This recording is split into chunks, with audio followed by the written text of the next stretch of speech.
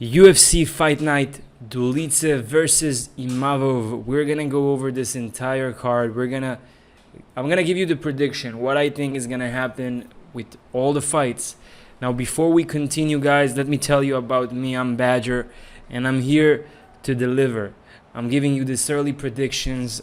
I'm a worker. I'm not afraid of making content. I make the research, I watch the fights, and I'm planning on making this channel one of the biggest in the future. I would appreciate your support if you could like the video, subscribe to the channel. I promise to deliver. With that being said, let's start with the first fight of the night. Themba Gorimbo and Pete Rodriguez.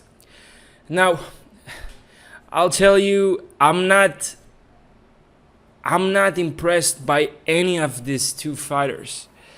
Themba Gorimbo, his style, he's kind of a wrestler. Like, he will strike, but he will try to get you to the ground and get a submission. Now, Pete Rodriguez, on the other hand, he's like, I'm gonna knock you out.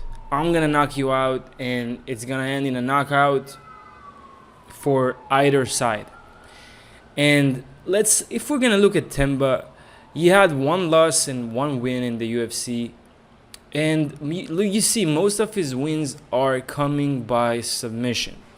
Now the question is, will he be able to take down someone like Pete, which he's physically strong, right? I don't think so. I think that although I'm not really high on Pete, he had 2 fights canceled for Natan Levy, 2 in a row. I think he missed weight in both, and now he's gonna fight at 170. He was supposed to fight at 155 with Levy. He couldn't make weight, and he went up to 170. I just think he's too dangerous with his striking. He got submitted as an amateur, but I don't know if Themba would manage to take him down. I'm gonna choose Pete just because Themba is not that good of a striker. He got TKO'd in the past, so I'm gonna go with Pete in this one. But I'm probably not gonna make any bet here, just because I can see the fight go either way. Charles Johnson and Azat Maksum. Charles Johnson is like one of the unluckiest fighters in the UFC, just because every time he's a good fighter, he has really good striking. Just he gets grapplers who take him down and control him most of the fight, and that's what happened with all the last three. It happened with a couple of fighters. One of them is Cody Durden. One of them is Estevam, which, in my opinion, if Estevam wouldn't miss weight, Charles Johnson would win all day. Now, the thing with Azat Maksum, he's a good striker, but he has good wrestling. Like, he can control you, he can take you down. And in his first fight in the UFC against Tyson Nam, in my opinion, he lost. In my opinion, Tyson Nam got robbed. And he's a skinny guy. He has a skinny frame. I think that Charles Johnson can win here. And how much are you getting for Charles Johnson in this? It's probably 260. I think that Charles Johnson can win this. He's a better striker, in my opinion, and he had so much experience with wrestlers that he should have worked on his wrestling. I hope, I don't know. This might be a good live bet. If Azat can take Charles Johnson down, it's Johnson all day. But if he can and he can control him, it's going to be a problem. But I'm picking Charles Johnson. You get him as a dog. I think he just had no luck in his last 3 fights. I'm picking Charles Johnson. I think he's the better striker. and I think he's gonna manage the wrestling. He was never submitted or knocked out, by the way. So that's something to look into. Now Diana Belbita and Molly McCann. Diana, she's not really good anywhere. In her last fight against Karolina Kowalkiewicz, she was a better striker. I'll tell you what, she's the bigger, she has the longer reach. But Molly McCann, she's much more aggressive. She's gonna pressure her, and she might get a knockout. Although Diana was never knocked out. But the thing about Diana, she's not good anywhere. Like in the UFC, she lost by an armbar. She lost many decisions. Like she already lost against McCann in 2019. I don't see this ending any other way. I think Molly McCann is gonna win. The thing about Molly McCann, like she lost her last fight to Julija Stolarenko.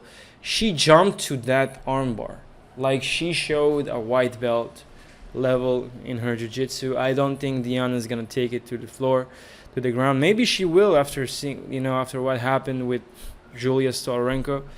But Julija Stolarenko was huge to that division. But Molly McCann, she's the better striker overall, and she's probably learned a lesson or two after that. After that shameful armbar.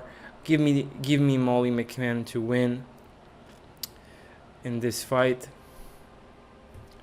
Next fight, we got Markel Mederos against London Quinones.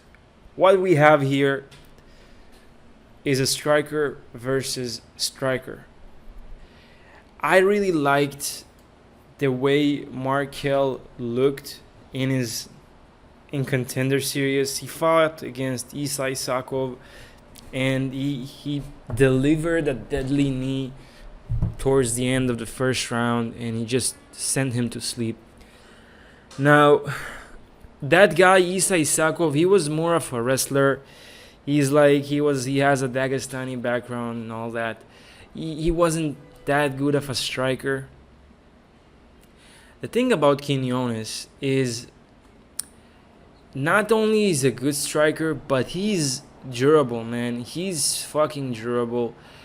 His last fight against Khakparast, like, it was a close fight. I put my money on Nasrat, but he made it look like a close fight. And, if you stand 3 rounds with Nasrat Khakparast, who's a good striker, who just knocked the fuck out who he fought against this guy, what's his name? The Australian, Jamie Malarkey, just knocked him out viciously. And London stood up with him. I think that I'm saying that London's gonna win. I like Markel as a striker. He's a very good striker. He fights in both stances. He's training at Factory X. But I think that the durability and power of London Quinones can get him the win. Markel got knocked out in the past, and that's something I like to see. I like to go to their amateur and look how they've done as amateurs, and he got knocked out in the past. That shows you that chin is probably not that good. So, with that being said, I'm picking London because this motherfucker never got knocked out. Never. He lost only decisions. He has power in both hands. I like him to win. And you get him also as an underdog. You get London, how much you're getting for him. Let's see. Where is he?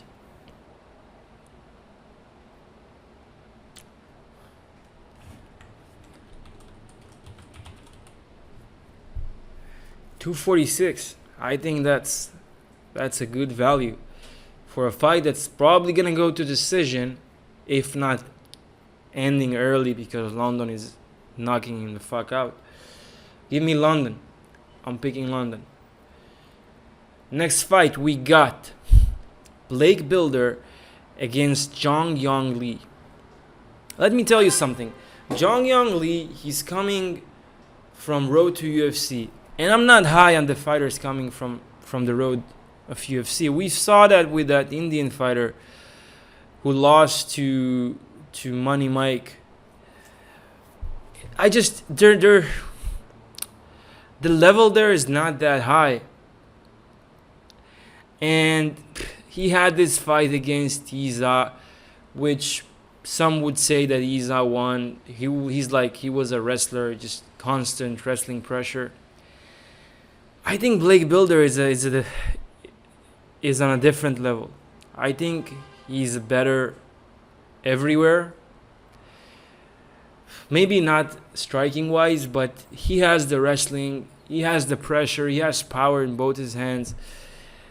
I think Bilder can win this. And the line moved a lot. Like, Bilder started as the dog, he went to the favorite, and now he's the dog, and now he's the dog again.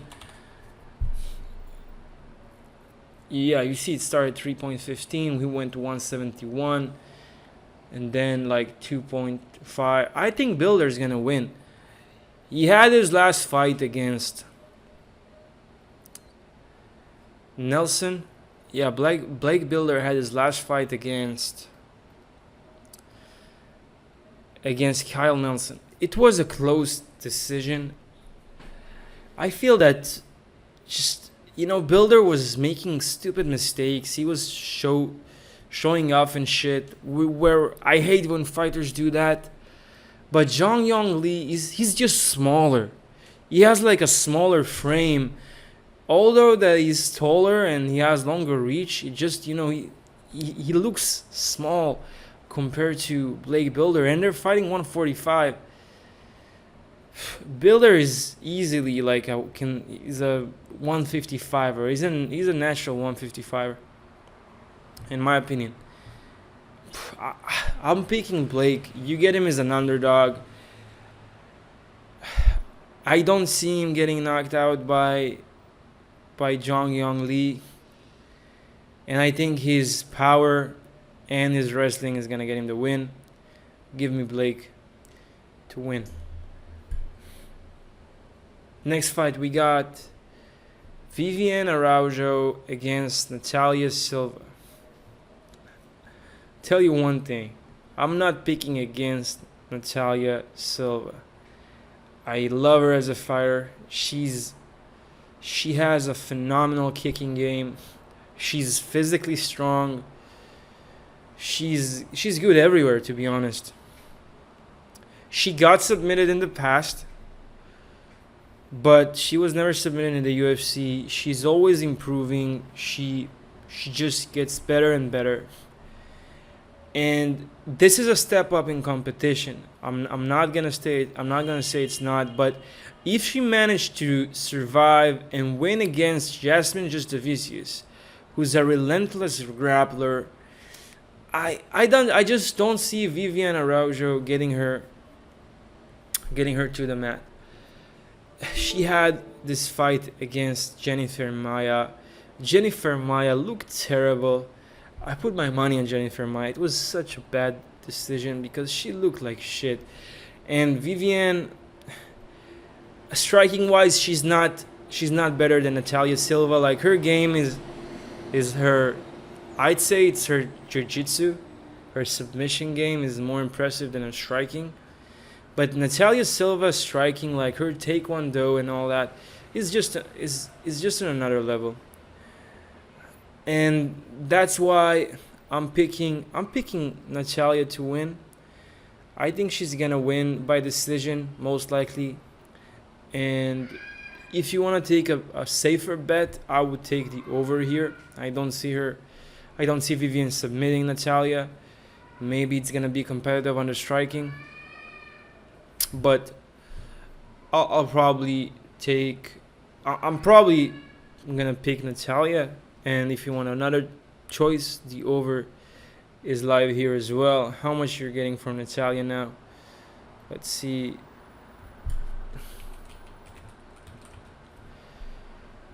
Yeah, you get 1.4 for Natália. It's not that great. Probably the over would be the same. But yeah, she's my pick anyway. Next fight, we got Thomas Petersen against Jamal Pogues. So what we have here is a typical wrestler versus striker. And Thomas Petersen is a good striker as well. Like, he's been training, he's been a wrestler since he was like a 5-year-old child. And now he's 28. He's a good wrestler. His only loss came to Waldo Acosta, and he was winning that fight, by the way, until he got knocked out in the third round by Cortez Acosta. Now, Jamal Pogues, he's a good striker. I'll give him that. He lost to Mick Parkin, who looked terrible, by the way, in his last fight, but he looked phenomenal in that fight with Pogues. I think that the fact he had, Parkin had the longer reach posed a problem to Pogues. But man, Petersen is an animal. I see him with constant pressure. I see him taking this fight to the mat and just grounding pound or submitting Jamal, who was submitted in the past. So, losing in Bellator, getting heel hooked, getting arm barred, I don't see Jamal winning this. I think that the wrestling pressure of the train with his submission game and just ground and pound, he's a very smart fighter, by the way. He's gonna ground and pound his way to a win. He got 6 wins in the LFA. His key lock against Chandler Cole was also a solid win. I've put my money on him in that fight. So I'm gonna pick I'm gonna pick Thomas Petersen. I think the wrestler with the striking and the nasty ground and pound is gonna give him the win. He's gonna get the win. Next fight, we got Muslim Salikhov against Randy Brown. The thing about Muslim Salikhov, he's 39 years old. He went to decision with Nicholas Dalby, and that aged well because Dalby is a fucking beast. His last fight against Gabriel Bonfim was insane. He knocked out Andre Fialio, but everybody knock him out. He got KO'd by Jingling Lee. The thing about Randy Brown, he has this enormous reach advantage, and he's a good striker. He has a questionable chin, but he's a good striker. And I think that just the reach here is gonna be a problem for Salikhov, because although he's from, he's a Russian, and he's not like a wrestler. He's more of a striker. And Randy Brown, he's a striker. He's comfortable in his striking, and I just see the reach being a problem. I'm gonna pick Randy Brown to win by decision. I just don't see, he's too fast for Salikhov. He's too long for Salikhov. I'm picking Brown to get the win. Next fight, we got Gilbert Urbina against Charles Radtke. Let me tell you now, Gilbert Urbina is gonna win. Gilbert Urbina is gonna win. I was looking to fade Charles Radtke since I picked him to win, by the way, in his last fight, and he won, but he looked terrible. He actually got to a decision with, what's his name? Like, they call him the Diamond, something with Diamond, Blood Diamond. He got to a decision with Blood Diamond, and yeah, that's fine. But he looked terrible. He just looked terrible. Before that, I think that was his first fight in the UFC, by the way. Yeah. I'll tell you something. I saw Urbina in his last fight against Orion. He looked like a minus 1,000. I'm not kidding. He looked like a minus 1,000, and he started as the underdog. His striking is on point. He has fast striking, deadly knees, good front kicks. He has good wrestling. He took Orion to the ground and destroyed him. Like, he broke his rib. And Charles Radtke is not gonna be able to control Gilbert. He's not gonna be able to strike with Gilbert. This is my most confident pick. This is the lock of the week for me. Gilbert Urbina to win. I'm gonna say he's gonna finish Charles. Charles got finished in the past. He got knocked out. I'm saying he's gonna knock him out, but I'm gonna go money line with my bet. But it's Urbina all day, like, easy. This is my most confident pick. Next fight we got Aliaskhab Khizriev against Makhmud Muradov. This is the new Dagestani in town. New hype train, the Black Wolf. I'm not really high on him. I'll be honest. I think that Makhmud Muradov. I think that Muradov is gonna win. I think he's gonna make a striking fest out of this Khizriev. I just think that Muradov, he's being overlooked here. He destroyed Barberena. Yeah, he lost to Kayo and to Gerald Mearshart. But I've seen this guy last fight against Dennis Tiuli. I'm not gonna say his last name. And yeah, he got the rear naked choke in the second round by a fluke. But in the first round, like, it was hard for him to control Dennis. Makhmud Muradov, he's a much stronger specimen than Dennis. He's stronger, he's faster, and he has the better takedown defense. And if it stays standing, like, Aliaskhab, he had problems with Dennis standing. Like, when Dennis had like a bit of range with him, he posed problems to him. And Makhmud is in a different level. I'm picking Makhmud, not my most confident pick, because, if he gets it to the ground, it's going to be a problem. He has good wrestling. He has the Dagestani wrestling. He has the constant pressure. But I just think that if he's going to find the